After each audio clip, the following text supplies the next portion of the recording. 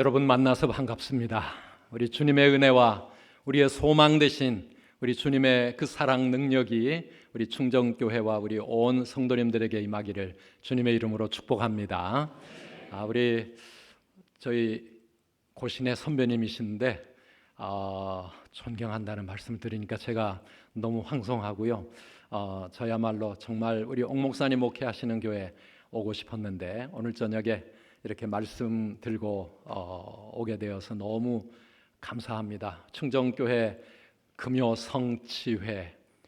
성취회가 뭘까 아주 한참 고민을 했거든요. 오늘 목사님께 궁금해서 물었더니 성령과 치유와 회복을 따서 충정교회 브랜드 네임이다 보니까 이 밖에서 아무리 고민을 해도 이게 무슨 말인지 해결이 안 되는 거예요. 정말 오늘 밤에 성령 충만함과 치유와 회복의 역사가 우리 모두에게 임하기를 축원합니다. 놀란 게 세 가지가 있습니다. 첫째는 이 금요일 저녁 하루 한 주간의 모든 피곤과 또 분주함이 몰려있는 이 저녁에도 하나님을 만나기 사모하고 기도하기 위하여서 이렇게 몰려든 성도님들이 이토록 많다는 것이 첫 번째 놀랬고요. 그 다음에 다 그게 포함되어 있지만 찬양대가 또 이렇게 가득 금요일 저녁까지 찬양을 할 수 있는 게 이거 일산이니까 가능한가. 인천에서는 꿈도 꾸기 어려운 일인데요. 그것도 놀랍고 어쩌면 가장 놀라운 것 우리 어와나 친구들이 이렇게 2층 한가운데 앉아가지고 하나님 앞에 말씀을 사모하고 같이 찬양하고 기도하려고 이 금요일 저녁에 나와 있다는 것이 또 얼마나 놀라운 일인지 모르겠습니다. 오늘 또 우리 어와나 친구들에게도 하나님이 은혜 주시고 우리를 만나 주시기를 축복합니다. 예. 박수. 예. 어와나 화이팅입니다. 예, 정말 하나님 앞에 부끄러울 것 없는 그런 든든한 일꾼으로 잘 자라갈 수 있기를 바랍니다. 우리가 가는 인생의 길에서 문득 가던 길이 막혀질 때가 있습니다. 삶의 길이 안 열릴 때가 있습니다. 주님을 위해 헌신하고 봉사하면서도 우리의 신앙의 발걸음조차도 정말 힘들어질 때가 더러 있습니다. 어쩌면은 지금도 우리는 우리 인생의 구석구석에서 젊은 친구들은 진로 문제로 또 취업 문제로 결혼 문제로 출산과 그리고 우리의 삶의 다양한 상황 가운데서 정말 힘겹게 밀어보려고 열어보려고 애쓰지만은 꽉 막혀 있는 그런 감옥 같은 상황 가운데 놓여 있는 분들도 어쩌면은 계시리라고 생각을 합니다. 건강 때문에 더 나아가기 어렵고 정말 꿈꾸었던 모든 것들이 허물어지는 것 같은 실패를 경험하는 사람들도 있습니다. 그 모든 것들을 오늘도 주님 앞에 가지고 나와서 기도할 때 우리의 기도는 우리의 닫힌 문을 여는 하나님의 능력이요 우리 인생의 열쇠가 될 줄 믿습니다.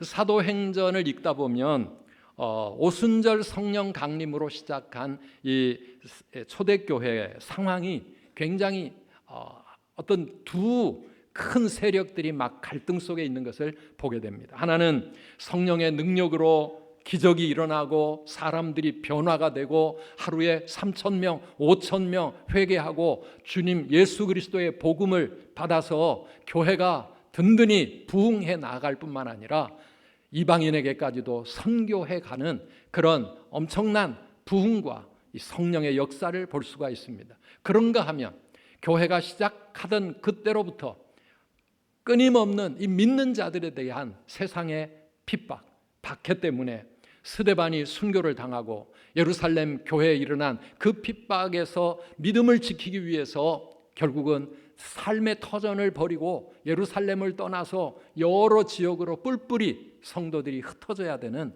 그런 힘든 상황들이 사도행전에 계속 이어져 갑니다. 그런데 여러분 어느 쪽이 역사를 주도하게 되어집니까?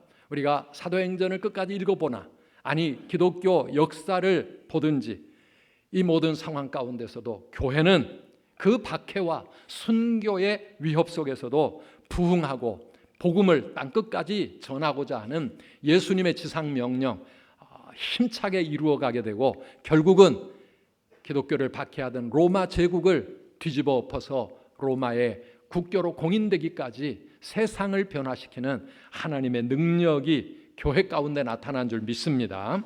지금 이 세상을 많은 이 혼란 속에서 우리의 개인의 인생이나 또 우리나라나 세상 역사가 어쩌면은 그 두 성령의 강력한 역사, 복음의 역사, 교회의 역사와 또 그런가 하면 이 세상의 핍박과 혼란과 우리의 삶을 가로막는 고난의 무거운 힘이 인생 가운데 충돌되고 있지만은 우리 하나님, 여기까지 우리를 도우신 에베네셀의 하나님께서 오늘도 우리의 인생 가운데 함께 해주시고 앞으로도 에베네셀의 그 은혜로 우리의 모든 길을 인도해 주실 줄 믿습니다. 에베네셀의 하나님, 충정교회의 고백이고 저와 여러분들의 고백인 줄 믿습니다. 오늘 이 12장에 보면은 여기에 헤롯 왕까지 가세해서 예수 믿는 사람들을 박해하기 시작합니다. 그래서 1절에서부터 오늘 5절을 읽었는데 앞부분 4절까지는 사도 야고보를 헤롯 왕이 칼로 죽입니다. 야고보 사도가 사도 중에 첫 순교자가 되었습니다. 물론 그 앞에 스데반이 기독교 첫 순교자가 되었고요. 또 사도들의 대표격인 베드로를 붙잡고 베드로도 죽이려고 헤롯 왕은 베드로 사도를 감옥에 가두어 두었습니다. 이 일이 어떻게 진행될 것 같습니까? 오늘 5절 말씀 우리 함께 마음속에 새기면서 같이 한번 읽어보실까요? 5절입니다. 이에 베드로는 옥에 갇혔고 교회는 그를 위하여 간절히 하나님께 기도하더라. 이 간절한 교회의 기도의 능력으로 베드로는 초자연적인 하나님의 기적 속에서 감옥에서 하나님이 건져 주시는 그 놀라운 이야기가 오늘 사도행전 12장에 기록이 되어 있습니다. 오늘 이 말씀을 좀 더 묵상을 진행을 하기 전에 먼저 우리 마음 가운데 한 가지 큰 의문이 말씀 앞에 생기게 됩니다. 죽음의 위기 앞에 있던 야고보가 있었고 베드로가 있었습니다. 그런데 왜 하나님은 야고보는 헤롯 왕의 칼에 죽임을 당하게 내버려 두셨고 베드로에게는 하나님께서 베드로에게 기적을 행하셔서라도 그를 감옥에서 끌어 살게 해주셨을까? 야고보가 믿었던 하나님과 베드로가 믿었던 하나님이 다른 하나님이십니까? 아니잖아요. 야고보는 믿음이 적었고 베드로는 믿음이 컸을까요? 야고보가 죽음의 위기 앞에 섰을 때 교회는 그를 위해 기도하지 않았고 베드로 때는 기도를 했기 때문에 두 사람의 운명이 이렇게 달라졌을까요? 아닙니다. 저는 이 말씀을 묵상하는 가운데 이 야고보가 간 길과 베드로가 간 길, 이것은 우리가 기도할 때 하나님께서 우리에게 응답해 주시는 하나님의 두 길이라, 두 가지 응답이라고 생각을 하게 됩니다. 우리가 다 믿고 하나님의 은혜를 구하면서 기도할지라도 때로는 야고보처럼 그냥 고난을 당하고 하나님이 마치 안 계신 것처럼 세상의 힘에 의해서 죽기까지 하는 그런 길도 있고 또 어떤 때는 베드로처럼 신비한 하나님의 역사로 기적이 일어나서 살아나게 되는 그런 은혜도 누리게 되어집니다. 우리는 다 살기 원합니다.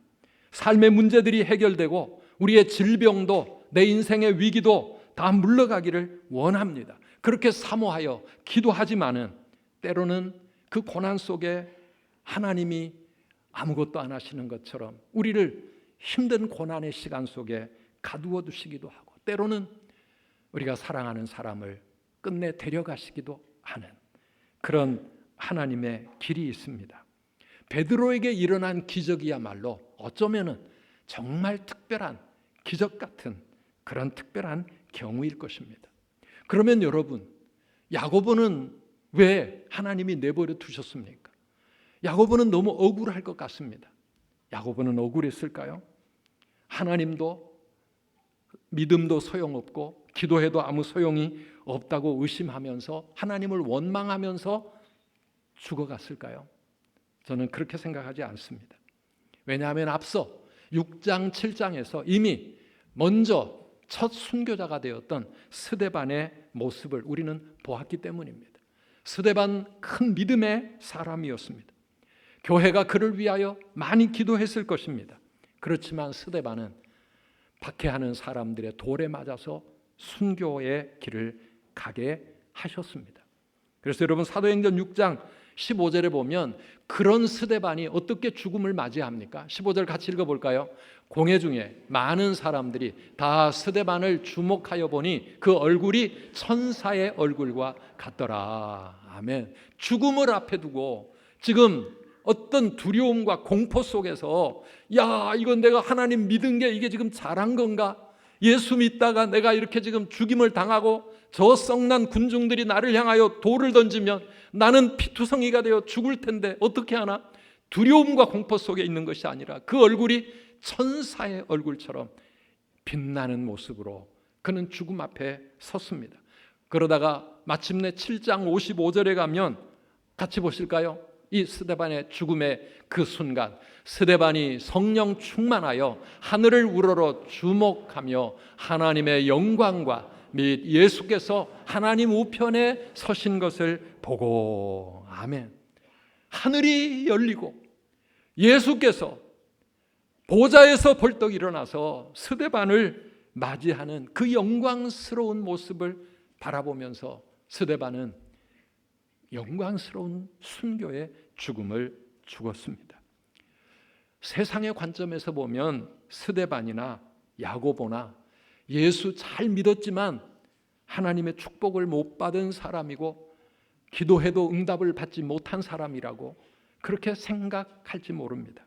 그러나 여러분, 저 하늘나라에서 천국의 관점에서 하나님의 관점에서 보면 그들은 이 세상에서 하나님이 주신 사명을 끝까지 다 감당하고 천국에 입성하는 승리의 죽음, 영광의 죽음인 줄 믿습니다. 베드로는 아직까지 이 땅에 감당해야 될 사명이 남아있기 때문에 하나님께서 지금이 아니기 때문에 살려두신 것입니다. 베드로도 남은 인생을 또 주를 위해 살다가 그 인생 마지막에 하나님의 부르심을 받게 되어질 것입니다. 그래서 여러분, 우리가 오늘 설교의 주제는 우리의 기도와 하나님의 주권입니다. 우리는 기도를 때때로 알라딘의 요술 램프처럼 생각합니다. 문지르기만 하면 지니가 퍽 나타나가지고 주인님 무엇을 도와드릴까요? 이렇게 우리의 소원을 묻는 그런 분이 하나님이신가요? 아니지 않습니까? 오히려 우리가 주인이고 기도할 때 우리에게 다가오시는 그분이 나의 어떤 종이 아니라 그분이 나의 주인이십니다. 하나님이 나의 주인이신 줄 믿습니다. 하나님 그분이 내 인생의 주인이시고 내 삶의 모든 것을 가지고 계시는 주권자이시고 오히려 우리는 그분의 종이십니다. 그래서 기도는 우리가 예수님처럼 할 수만 있거든 이 잔이 내게서 지나가게 해주십시오. 이 고난이 나를 피해갈 수 있도록, 아니 내가 이 고난을 당하지 않을 수 있도록 그렇게 우리는 하나님 앞에 부르짖고 기도할 수 있지만은 그럼에도 불구하고 하나님, 그러나 나의 원대로 마시옵고 아버지의 원대로 하시옵소서. 하나님의 주권을 궁극적으로 인정해드리고 그리고 그 하나님의 뜻을 내가 받아들여서 그 뜻을 향하여 담담하게 묵묵히 순종하며 갈 수 있을 때까지 나를 쳐서 복종시키는 것, 그것이 우리의 진정한 기도인 줄 믿습니다. 기도는 우리 소원을 이루는 것이 아닙니다. 하나님의 뜻을 찾는 것입니다. 우리의 생명도 그리고 우리의 삶이 우리 하나님의 손에 있는 줄 믿습니다. 하나님의 뜻, 하나님의 주권, 이것이 사실 우리 기도보다 더 큰 개념 아니겠습니까? 그래서 야고보가 헤롯 왕의 칼에 죽은 것 같지만 사실은 헤롯이 야곱을 죽인 것이 아니라 하나님께서 야곱을 천국으로 데려가신 줄 믿습니다. 하나님의 주권적인 뜻이 있기 때문에 본디오 빌라도가 예수님을 사형시킬 수 있었고, 오늘 여기 야고보를 헤롯이 죽일 수 있었던 겁니다. 사랑하는 성도 여러분, 오늘 우리의 생명, 우리의 인생, 우리가 가는 우리의 미래 다 주권자이신 하나님의 손에 있는 줄 믿으시기를 바랍니다. 세상 그 어떤 사람이 내 생명을 죽이거나 내 삶을 좌우하는 것이 아니라 모든 것이 하나님의 뜻에 있는 줄 믿습니다. 오늘 저녁 내가 가지고 나와서 기도하며 씨름하는 몸부림치는 나의 이 인생의 문제도 궁극적으로 하나님의 주권적인 손 안에 있는 줄 고백하시기를 바랍니다. 그 믿음, 하나님의 주권에 대한 믿음, 우리가 이 믿음을 가져야 되는데, 그러면 이 믿음이 우리에게 있으면 우리는 기도할 필요가 없는 건가요? 기도가 무슨 필요 있을까요? 오늘 사도행전 12장을 읽어보면 베드로가 옥에 갇혔을 때, 앞서 야고보의 믿음에도 불구하고 교회의 기도에도 불구하고 야고보는 순교자가 되었지만 또 베드로가 똑같은 상황에 처했을 때 교회는 기도를 포기하지 않습니다. 그래서 아까 읽은 5절 말씀처럼 하나님 앞에 온 교회가 힘을 모아 또 기도하는 것입니다. 여러분, 기도해야 되는 줄 믿습니다. 너희 가운데 고난당하는 자가 있느냐? 저는 기도할 것이요. 병든 자가 있느냐? 기도해야 될 줄 믿습니다. 우리의 삶에 환난을 당할 때 우리는 환난 날에 주님을 찾아야 합니다. 부르짖고 기도해야 합니다. 우리가 기도의 명령을 우리는 받았습니다. 항상 기뻐하라, 쉬지 말고 기도하라, 범사에 감사하라. 이것이 우리 모두를 향하신 하나님의 뜻이라고 말씀하고 있습니다. 그러면 기도하면 응답이 금방 옵니까? 오늘 저녁 기도하면 오늘 저녁에 그냥 하늘이 열리고 막 내 삶에 어떤 기적이 일어나는가? 오늘 5절에서 교회는 기도했습니다. 그런데 베드로가 헤롯 왕에게 붙들려 끌려나가 죽음 당하기 바로 직전까지도 아무 일도 일어나지 않았습니다. 지금 이 밤이 새면 이제 이 아침에 베드로는 끌려나갈 것입니다. 헤롯은 야고보를 죽인 것처럼 베드로를 칼로 죽일 것입니다. 유대인들이 그것을 좋아하는 줄 알고 유대인들에게 늘 약점이 있었던 헤롯 왕은 유대인들을 기쁘게 해주고 싶었습니다. 여러분, 하나님은 우리의 고난, 우리의 기도 하나님이 다 알고 다 보시지만 하나님의 응답에는 하나님의 때가 있는 줄 믿습니다. 하나님의 때가 있다는 거. 출애굽기 3장 9절에 보면 하나님이 모세에게 이렇게 말씀하십니다. 이제 가라. 이스라엘 자손의 부르짖음이 내게 달하고 애굽 사람이 그들을 괴롭히는 학대도 내가 보았으니. 온 이스라엘 백성들이 애굽의 그 학대 아래서 하나님께 부르짖는 그 부르짖음을 하나님이 다 들으셨습니다. 그들이 당하는 그 고통, 그 학대, 그 처절한 삶의 문제도 하나님은 다 보고 아셨습니다. 그런데 하나님은 바로 역사하시지 않는 것이죠. 하나님의 때, 하나님이 역사하시는 때가 있어서 하나님은 때가 되어 모세를 부르시고 때가 되어 모세를 애굽에 보내시고 때가 되어 출애굽의 역사를 일으키시는 줄 믿습니다. 하나님의 때, 우리 신앙생활을 하면서 이 하나님의 때에 대한 인식 매우 중요합니다. 사도행전 10장에 고넬료가 나옵니다. 저는 이제 이방인이었던 이 고넬료, 그 가정, 그의 그 믿음, 그의 기도 생활, 우리 선두교회에서는 고넬료를 우리 모두가 본받을 아주 이상적인 우리 크리스찬 가정의 모델로 그렇게 생각하고 열심히 함께 그런 가정을 이루려고 애를 쓰고 있는데요. 그 고넬료는 본문에 보면 항상 기도하는 사람이었어요.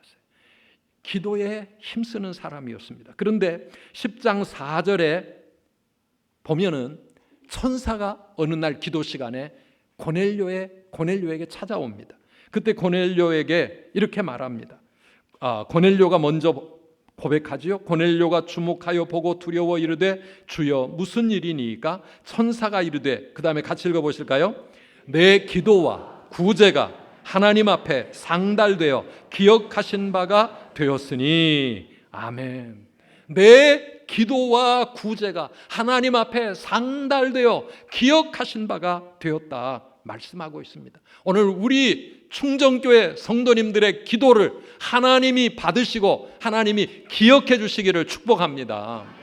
사실은요, 오늘 밤의 기도만이 아니라 우리가 하나님 앞에 기도하고 있는 우리의 지난날의 모든 기도, 지난날의 우리의 모든 헌신과 수고와 섬김과 구제와 봉사도 우리 하나님은 다 아시고 기억하고 계시는 줄 믿으시기를 바랍니다. 그런데요, 이 고넬료가 지금까지 오랫동안 기도하는 사람이었는데, 그런데 그날 여기 사도행전 10장 4절, 그날 이전에는 한 번도 천사가 나타난 적 없었어요. 한 번도 하나님의 음성이 들려온 적 없었어요. 한 번도 무슨 일이 일어났던 적이 없었어요. 그런데 마침내 그날 그 시간이 되었을 때 천사가 그의 인생에 찾아온 겁니다. 그러면서 하나님의 메시지를 전해 주신 겁니다. 사랑하는 성도 여러분, 우리의 삶 가운데 마침내 하나님이 내 인생 가운데 임하셔서 내 삶에 기적을 행하시고 내 인생에 하나님의 놀라운 응답을 체험하게 하시고 내 신앙에 새로운 전환점을 이루어 주시고 하나님이 역사하시는 때가 있는 줄 믿습니다. 베드로, 오늘 본문의 베드로도 이제 날이 밝으면 끌려나가 죽게 될 그 마지막 시간에 하나님의 놀라운 역사가 일어납니다. 사랑하는 여러분, 갈라디아 6장 9절에서 하나님 말씀하십니다. 우리가 선을 행하되 낙심하지 말지니 포기하지 아니하면 때가 이름에 거두리라. 여러분 믿으십니까? 네, 같이 한번 해보실까요? 낙심하지 말지니 포기하지 아니하면 때가 이름에 거두리라. 때가 이름에 거두리라.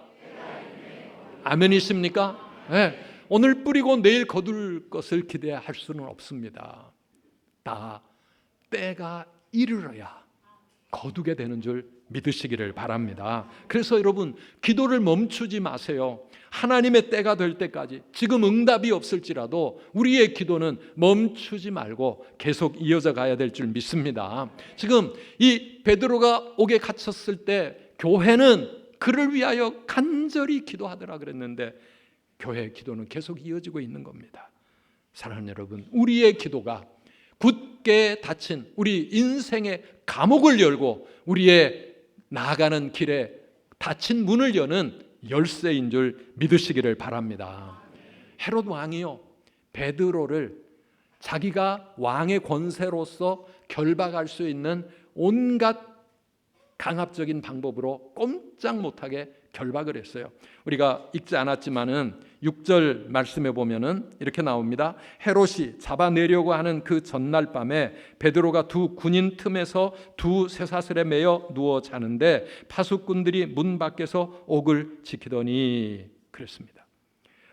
그리고 또 다른 구절에 보면 4절에 옥에 가두어 군인 4씩인 4패에 맡겨 지키고. 그래서 여러분, 경비병 4명을 한 팀으로 해가지고 4팀이 지금 베드로를 지키고 있습니다. 감방에는 두 쇠사슬에 베드로를 결박해 놓고 두 군인들이 양옆에서 베드로를 지키고 있습니다. 철통 같은 쇠문이 감옥을 굳게 잠궈 놓았습니다. 그런데 여러분, 우리 하나님의 전능하심 앞에서는 모든 쇠사슬은 풀려나가고 그 쇠문은 자동문이 된 줄 믿습니다. 2000년 전에 벌써 자동문을 하나님이 개발하셨더라고요. 요즘은 자동문이 많잖아요. 그런데 베드로가 지나가니까 하나님이 투명 인간으로 만드셨는지 이 경비병들을 다 그냥 잠재워 버리셨는지 아무도 베드로를 막는 자 없어요. 그 육중한 감옥의 쇠문이 저절로 열리더라. 와, 할렐루야. 할렐루야. 하나님께서 하시는 일인 줄 믿습니다. 하나님의 전능하심, 하나님이 역사하시면 세상의 그 어떤 권세, 그 어떤 온갖 세상의 철통 같은 장벽도 하나님 앞에서는 다 헛수고인 줄 믿습니다. 시편 127편 1절 2절 말씀 우리 믿는 분들 다들 좋아하시잖아요. 같이 고백해 볼까요?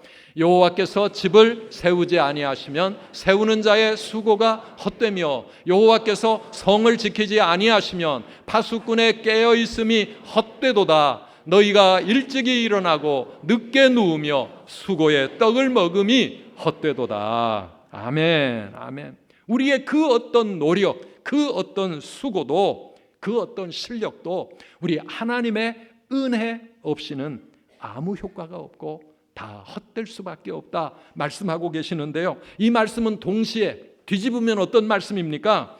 인생의 그 어떤 장벽, 그 어떤 굳게 닫힌 문이라 할지라도, 세상의 그 어떤 시련과 환난이라 할지라도 하나님이 역사하시면 다 열리게 되는 줄 믿습니다. 다 합력하여 선이 되는 줄 믿습니다. 하나님의 영광 가운데 변화되는 줄 믿습니다. 그래서 우리의 기도의 응답은 하나님의 뜻과 주권에 달려 있는 것이지, 하나님이 내 기도를 듣지 않으시거나 하나님의 능력이 부족해서 내가 야고보의 길로 가고 내가 스데반처럼 죽음의 길로 가는 게 아니라는 말씀입니다. 그래서 오늘 우리에게는 이 두 가지 믿음이 함께 있어야 합니다. 기도의 능력에 대한 믿음, 그러면서도 하나님의 주권에 대한 고백, 이 두 가지 우리 충정교회 성도 여러분들이 오늘 밤에 내 신앙의 두 개의 가장 든든한 기둥으로 세워주시기를 축복합니다. 그러면 이 두 가지를 함께 믿는 우리가 할 일이 무엇입니까? 5절에 있는 말씀, 오늘 사도행전 12장에서 하나님이 우리에게 좀 더 자세하게, 야고보가 순교당한 것은 그냥 간단하게 하나님이 기록하셨지만 베드로가 풀려난 것에 대해서는 하나님이 12절까지 길게 말씀하시고 그 뒤로도 그 말씀이 계속 이어지게 되는데요, 사랑하는 여러분, 5절을 다시 한번 보실까요? 5절, 이에 베드로는 옥에 갇혔고 교회는 그를 위하여 간절히 하나님께 기도하더라. 아멘. 죽음이 지금 눈앞에 왔습니다. 모든 것이 지금 꽉 막혔습니다. 어떻게 꼼짝할 수 없는 그런 상황이 되었을 때, 여러분, 우리 성도가 할 일이 무엇이겠습니까? 교회가 할 수 있는 일이 무엇이겠습니까? 기도가 무슨 소용이 있어? 지금 이런 상황에서 기도가 무슨 소용이 있어? 사랑하는 여러분, 그럴까요? 아닙니다. 기도를 우습게 여기지 마십시오. 기도는 마르틴 루터가 이렇게 말했습니다. 기도는 교회의 가장 강력한 성벽이요 요새이다. 기독교의 뛰어난 무기이다. 우리의 기도가 우리를 든든히 지켜주는 성벽이 되고 요새가 될 뿐만 아니라 그 어떤 적의 공격도 맞서 싸울 수 있는 하나님의 무기, 우리 성도들이 꼭 가지고 가야 할 영적인 무기인 줄 믿습니다. 기도해야 합니다. 기도해야 합니다.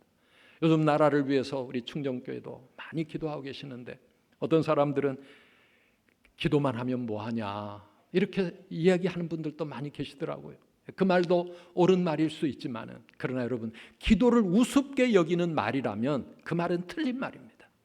우리가 기도할 때 하나님이 일하시고, 우리가 기도할 때 하나님이 역사하시는 줄 믿습니다.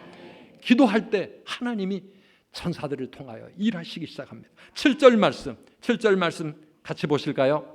호련히 주의 사자가 나타나매 옥중에 광채가 나며 또 베드로의 옆구리를 쳐 깨워 이르되 급히 일어나라 하니 쇠사슬이 그 손에서 벗어지더라. 아멘. 천사를 보내셔서 베드로의 그 쇠사슬의 결박을 풀어주시고 파수꾼을 지나 쇠문을 열고 자유케 해주시는 이 놀라운 하나님의 역사, 하나님의 능력, 하나님의 기적, 사랑하는 여러분, 이것이 기도를 통해서 하나님이 우리에게 이루시는 하나님의 능력인 줄 믿습니다. 그래서 기도는 하늘 보호자를 움직이고 천군 천사들을 움직입니다. 그래서 여러분, 우리 평생 살아가면서 우리의 인생의 좌표로 삼고 싶은 말씀, 저는 저의 목회 인생 가운데 하나님이 나에게 주신 가장 확실한 하나님의 약속이고 내 평생 새기고 가는 한 구절 말씀이 무엇이냐 물으면 예레미야 33장 3절입니다. 333 외우기도 쉽잖아요. 오늘 저녁에 벌써 외우시는 분들도 있기를 바랍니다. 우리 함께 고백해 봅시다. 너는 내게 부르짖으라. 내가 내게 응답하겠고 내가 알지 못하는 크고 은밀한 일을 내게 보이리라. 아멘. 옛날 성경, 크고 놀라운 일을 내게 보이리라. 사랑하는 여러분, 우리가 기도할 때 하나님은 응답하시고 우리가 생각지도 못하고 알지도 못하고 예상도 못했던 놀라운 역사를 하나님께서 우리의 인생 가운데 보여주실 줄 믿습니다. 그래서 베드로는 풀려났습니다. 그런데 여러분, 이 말씀을 읽다 보면 베드로가 좀 이상합니다. 날이 밝으면 죽는데, 그런데 그 마지막 밤 감옥 속에서 정신없이 깊은 잠에 빠졌습니다.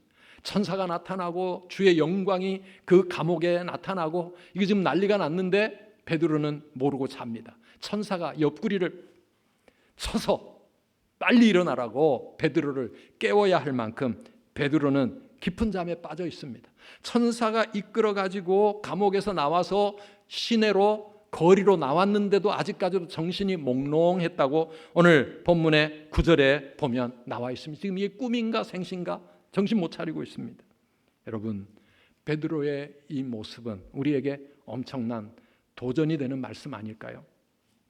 내일 죽을지라도, 감옥의 쇠사슬에 매여 있을지라도 하나님을 신뢰하는 베드로의 마음에 그 평안함, 이거 오늘 우리가 꼭 붙잡고 갈 수 있기를 축복합니다.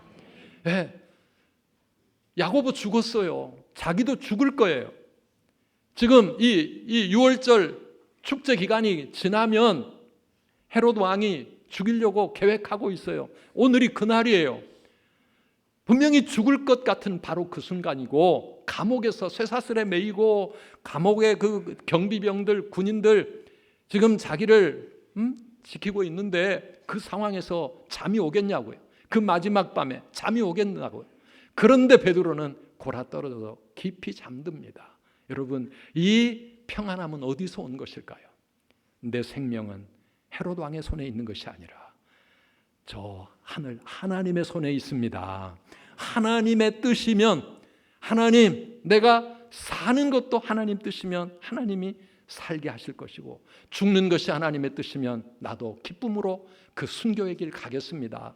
그 하나님의 주권에 대한 확고한 그 믿음이 베드로의 마음에 그 상황 가운데서도 평안함, 세상이 줄 수 없는 이 평안함, 그 평안함 속에서 깊은 잠에 평안히 쉴 수 있게 만들어주는 것 아니겠습니까? 사랑하는 여러분, 우리의 생명 하나님께 있는 줄 믿습니다. 우리 함께 고백해 볼까요? 내 생명은 하나님께 있습니다. 내 인생은 하나님께 있습니다. 내 미래는 하나님께 있습니다. 아멘이십니까? 우리가 에베네셀의 하나님을 믿는다면 여기까지만 나를 도우시고 나를 인도해 주시고 도와주신 분이 아니고 앞으로도 내 모든 인생의 모든 길, 그 모든 상황들, 심지어 내 생명까지도 그 하나님의 손에 있음을 믿고 고백하며 주님 안에서 평강을 누리시는 성도님들 되시기를 축복합니다. 이것이 믿음 아니겠습니까? 근데 진짜 문제는 교회입니다. 교회가 문제입니다. 베드로를 위해 간절히 기도하는 교회, 밤을 새워가며 기도하고 있습니다. 철야기도 하는 것이 그 새벽이 되도록. 근데 베드로는 풀려났습니다. 풀려난 베드로가 제일 먼저 어디로 달려갔습니까? 교회가 모여있는 마가의 다락방을 향해 달려갔습니다. 그리고 문을 두드리면서 그 안에서 기도하고 있는 그 교인들에게 하나님이 나를 살려 내보내주셨다고 이 기쁜 소식을 전해야 되는데 문을 두드리는데 기도하다가 문 두드리는 소리를 듣고 한 소녀가 뛰쳐나갑니다. 나가서 누구세요? 나 베드로야. 그랬더니 이 소녀가 깜짝 놀라가지고 문 열어주는 것보다 더 급한 마음에 안으로 달려들어가서 베드로가 나타났다고, 베드로가 찾아왔다고, 베드로 살아났다고 그랬더니 기도하던 교인들이 뭐라 그랬습니까? 너 미쳤구나. 너 미쳤구나. 지금 감옥에 갇혀 있어야 될 베드로가 어떻게 여기 올 수 있겠냐. 아니라고 지금 저기 베드로가 문 앞에 서 있다고. 아마 그의 천사가 왔나 봐. 그러면서 여러분 안 믿는 거예요. 여러분 이게 어쩌면 우리 교회의 믿음의 현주소가 아닐까요? 하나님이 역사해달라고 응답해달라고 그렇게 부르짖어 기도하는데도 정작 하나님께서 응답을 주셨을 때에는 그 하나님의 응답을 알아보지도 못하고, 아니 아예 기대도 안 해. 기대도 하지 않고 그냥 기도만 하고 있는 이 교회의 모습. 사랑하는 여러분, 우리 충정교회는 그런 교회 아닌 줄 믿습니다. 네. 우리가 기도하면서 하나님의 은혜를 사모해야 합니다. 응답을 사모해야 합니다. 그리고 기다려야 합니다. 애타는 마음으로. 열왕기상 18장에 보면 엘리야의 이야기가 나오는데요, 3년 6개월 동안 하나님의 심판으로 이스라엘 땅에 비가 안 왔습니다. 오늘날이야 뭐 비가 좀 안 와도 저수지도 있고 얼마든지 대체할 방법이 있겠지만은 그때는 하늘이 비를 멈추면 땅은 꼼짝없이, 더구나 팔레스타인 그 척박한 땅에서 이제는 어떻게 할 수가 없는 거예요.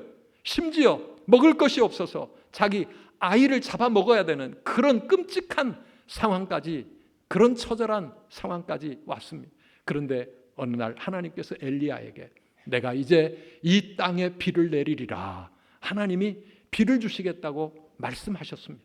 엘리야는 그 하나님의 약속을 믿고 갈멜산 꼭대기로 올라간 거 아닙니까? 여러분들이 잘 아는 대로 바알과 아세라 목상의 선지자들과 영적 대결을 통해서 그 우상 제사장들을 다 멸망시키고, 그리고 하나님 앞에 꼭대기에 올라가서 기도하기 시작했습니다. 열왕기상 18장 42절 43절입니다.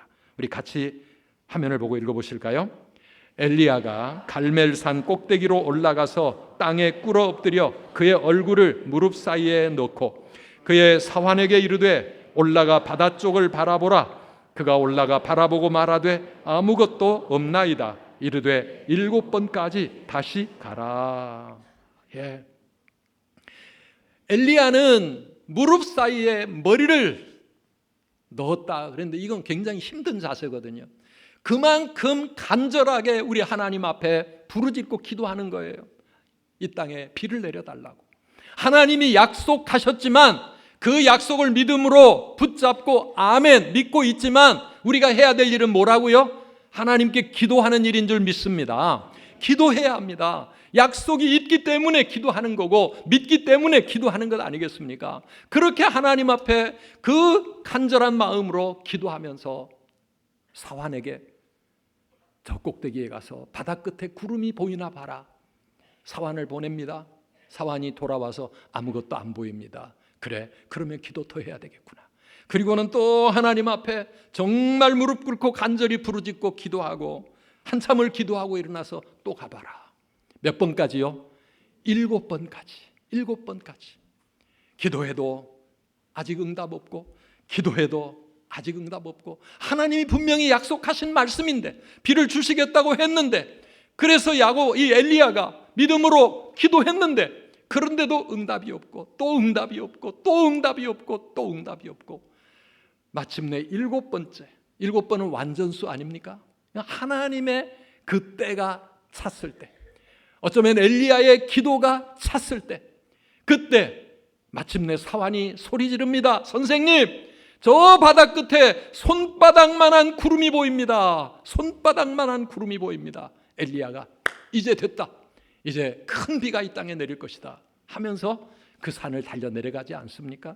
사랑하는 성도 여러분, 우리는 하나님께 간절히 기도하고 믿음으로 기도하고 또 기도하지만 하나님이 어떻게 응답하실 것에 대해서 우리가 정말 산꼭대기에 올라가서 저 멀리 하늘 끝을 바라보는 심정으로 하나님의 응답과 역사하심을 믿고 기대하고 기다리시기를 축복합니다. 네. 내가 기도해 놓은 것조차도 잊어버리고 사는 게 솔직히 저도 그래요. 어떤 때는 이거 뭔가 좀 익숙한 상황인데 하고 생각해 보면 이거 내가 기도했던 일인데 뒤늦게 깨달을 때가 얼마나 많은지 모릅니다. 사랑하는 성도 여러분, 오늘 밤에도 기도하러 오셨는데 기억하십시오. 성도의 기도는 닫힌 문을 여는 열쇠가 되는 줄 믿습니다. 예수님이 우리에게 그 문 여는 열쇠를 주셨어요. 마태복음 18장 19절에 내가 천국 열쇠를 네게 주리니 내가 땅에서 무엇이든지 매면 하늘에서도 매일 것이요 내가 땅에서 무엇이든지 풀면 하늘에서도 풀리리라. 아멘이십니까 여러분? 예수님이 베드로를 대표해서 우리 모든 성도에게 주신 천국 열쇠, 이 천국 열쇠 오늘을 보니까 복수형이더라고요. 천국 열쇠가 뭘까?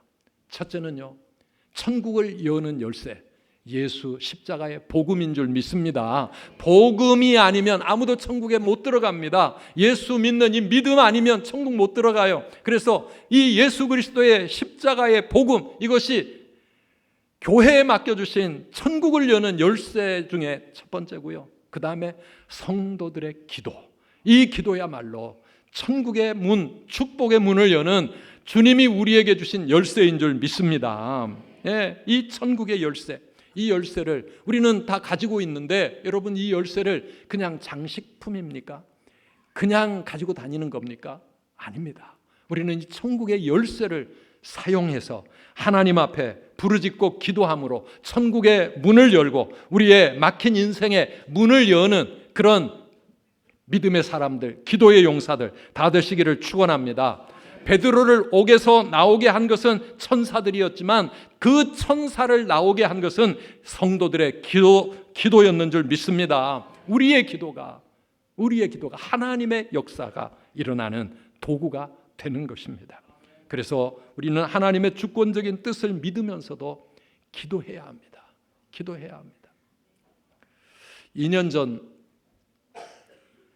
제 아내에게서 생각지 못했던 뇌 종양이 발견이 되었습니다.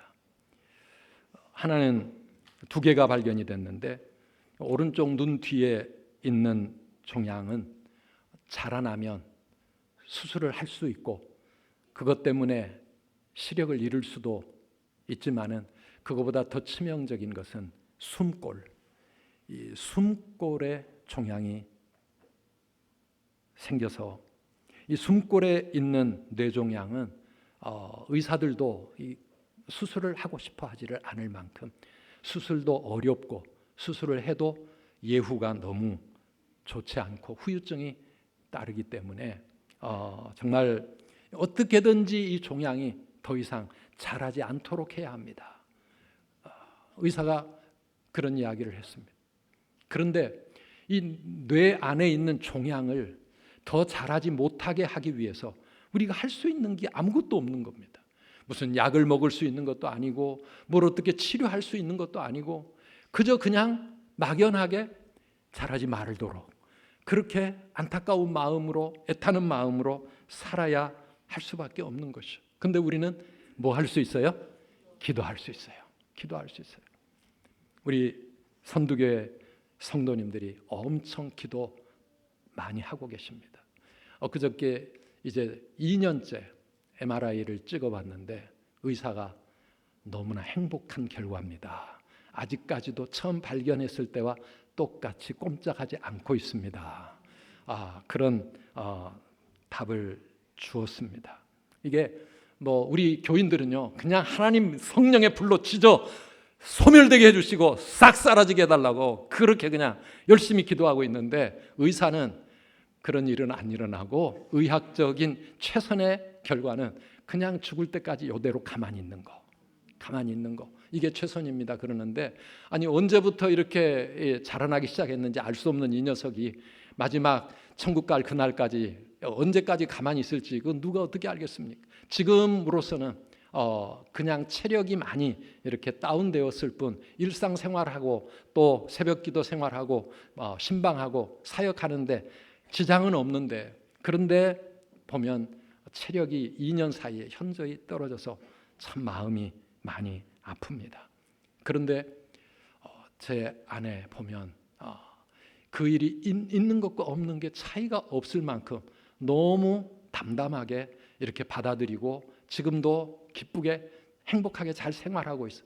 오죽하면 이번에도 의사를 만나러 들어갔더니 의사가 왜 그렇게 행복한 얼굴이세요? 뭐 좋은 일 있으세요? 이렇게 의사가 질문할 만큼 너무 평안해요. 저는 너무 감사하고 너무 고마운데요. 이 뇌종양이 발견되기 직전에 저희 교회에서는 해마다 매년 초에 3주간에 걸친 특별 새벽기도를 진행을 합니다. 다니엘 세일의 특별 새벽기도. 2년 전 그때에는 이제 코로나 때문에 현장이 조금씩 살아나면서 좀 긴장된 마음으로 처음으로 다시 현장에서 하는 그런 이 특별 새벽기도 기간이었고, 빌립보서의 말씀을 제가 전하면서 진행을 했어요. 그런데 아내는 뭔가 이상하다, 뭔가가 지금 문제가 생겼다는 것을 본인이 느끼면서 3주 동안 말씀을 가지고 하나님께 기도하고, 그래도 항상 기뻐하라, 쉬지 말고 기도하고 범사에 감사하고, 이 빌립보서의 말씀으로 이 마음이 다 무장이 된 거예요. 그리고 3주 특별 새벽기도 끝나고 마지막 날 저녁에 딱 집에 갔더니 여보, 머리 MRI 한번 찍어봐야 될 것 같아. 그래가지고 저는 깜짝 놀랐죠. 그래가지고 바로 다음 날 이렇게 영상의학과 찾아가지고 찍어보았더니 뇌종양인 거예요. 그런데 저도 그렇고 제 아내도 그렇고 우리는 앞으로 어떻게 될지 모릅니다. 언제까지 일상이 그대로 갈 수 있을지. 그래서 그 뇌종양을 발견하고부터 저와 제 아내, 우리 가정은, 우리 부부는 정말 하루하루가 너무 소중합니다. 하루를 마치고 잠자리에 들면서 같이 손을 잡고 기도하는데 오늘 하루도 무사히 지나갔다는 것이 이게 기적이에요. 아무 일이 안 일어나고 무사히 지나간 게 기적이더라고요. 그래서 이 하루가 얼마나 감사하고 또 얼마나 소중하고, 그러면서 이 밤에도 하나님이 지켜주시지 않으면 우리는 내일이 없을지도 모르고, 내일 또 하나님이 주시기를 우리는 사모하지만 모든 것이 하나님 손에 달려있음을 고백하면서 우리 하나님 앞에 감사하기도 하고 또 간절히 기도하기도 합니다. 사랑하는 여러분, 우리의 인생의 모든 상황 속에는 하나님의 선하신 뜻이 있음을 믿습니다. 주님의 뜻이라면 베드로처럼 우리가 알지 못하는 신비한 역사로 치료해 주시고 살게 해 주실 것이고, 혹은 또 주님의 뜻이라면 사도 바울에게 있었던 육체의 가시처럼 우리의 연약함을 평생 함께 짊어지고 가면서 그 연약함 때문에 하나님의 은혜, 하나님의 능력이 더 힘있게 나타나는 축복의 통로가 되기도 할 줄 믿습니다. 또 그게 아니라면 언제든지 하나님이 부르시면 우리는 이 땅의 사명이 끝났으니 하나님 나라에 가는 것이라고 생각하면 그것도 하나님께 영광이요 우리에게 축복이 되지 않겠습니까? 사랑하는 성도 여러분, 우리 흔들림 없이, 우리 모두 마찬가지입니다. 지금 아무 일 없는 것처럼 여기 앉아 계시지만 우리의 인생 가운데 언제 어떤 상황이 우리 앞에 닥칠지 알지 못하지만은 우리 주님이 주신 이 소중한 인생, 하루하루의 생명, 주님 주신, 맡겨주신 그 사명 흔들림 없이 끝까지 감당하는 저와 여러분 모두가 되시기를 주님의 이름으로 축원합니다. 우리의 생명도 우리의 미래도 다 주님의 손에 있는 줄 믿습니다. 그래서 오늘 이 사명의 길을 가던 야고보에게도 베드로에게도 고난이 찾아오고 시련이 찾아옵니다. 여러분, 믿음의 사람들이라고 병이 안 옵니까? 사고가 안 납니까? 실패하지 않습니까? 그렇지 않더라고요. 앞서간 우리 믿음의 선배들, 훌륭하신 우리 하용조 목사님이나 또 옥하는 목사님이나 참 많은 질병 속에서 애타게 고생하셨지만 그럼에도 불구하고 하나님이 주신 그 사명의 길에서 흔들림 없이 끝까지 주신 사명 감당하다가 우리 하나님 앞에 영광스럽게 승리하며 하나님을 맡게 된 줄 믿습니다. 예, 그래요. 우리도 감옥에 갇히기도 하고 심지어 고난 당하다가 죽을 수도 있고요. 우리에게도 질병이나 또 여러 가지 경제적인 문제, 진로 문제, 이런 어려움 생길 수 있습니다. 베드로처럼 감옥에 꽉 갇혀가지고 내 힘으로는 아무것도 할 수 없는 그런 상황, 내일이면 죽을 것 같은 그런 위기 앞에 있는 분들도 있을지 모릅니다. 이럴 때 우리가 해야 할 일이 무엇입니까? 교회는 그를 위하여 간절히 기도하더라. 오늘도 기도할 일이 우리의 사명인 줄 믿습니다. 예, 중요한 것은 무엇입니까? 우리가 기도할 때 우리가 베드로의 길로 가게 되든 야고보의 길로 가게 되든 살든지 죽든지 우리는 다 주님의 것인 줄 믿습니다. 그래서 오늘 아주 오래된 찬양인데요, 이 찬양으로 우리 하나님 앞에 고백하면서 기도하기를 원합니다.